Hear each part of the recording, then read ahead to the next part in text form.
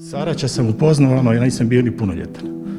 Znači on je došao 87. godine u Zagreb, ja sam se tada priključio prvoj momčadi i niti sam imao vozačku ni ništa, čovjek je živio u Španskom, znači 2 godine me vozio na trening, prošli smo stvarno lijepe trenutke, kasnije u reprezentaciji. Stvarno jako teško, ne znam šta bih rekao, plače već danima. Pogotovo je sad kad dođemo pisati se u knjigu, što napisati. Ova knjiga bi bila mala koliko smo on i ja prošli i što bi trebalo sve napisati. Znači kad ste bili s njim i ako ste bili loše volje, ono si u trenutku raspoložio, tako da evo, stvarno veliki šok, tuga i rukomet je od sad siromašniji za još jednog velikog čovjeka. Urezalo mi se u pamćenje kad je došao u Medveščak, ja sam kažem tada bio mali i sad nešto taktici, ne znam, Medveščak igrao napad do sutra, nije bilo ograničeno. I na prvoj prijateljskoj utakmici Nino Marković on kaže Nini Markoviću daj prekriži mi da puknem. A ovaj mu kaže pa nećemo pucati s 9 metara.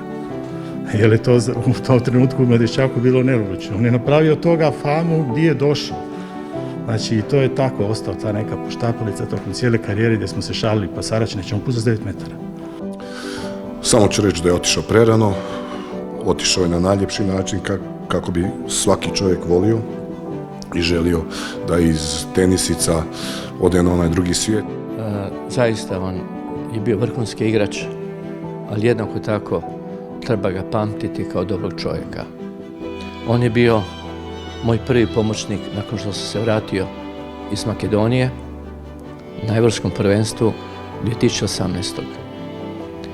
I bilo je lijepo s njime surađivati, a ono što je meni kao glavnom treneru bilo drago, da je on imao ogromno zadovoljstvo.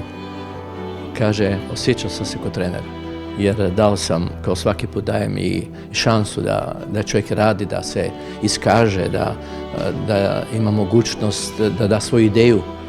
Tako da, jako mi je bilo lijepo s njime surađivati.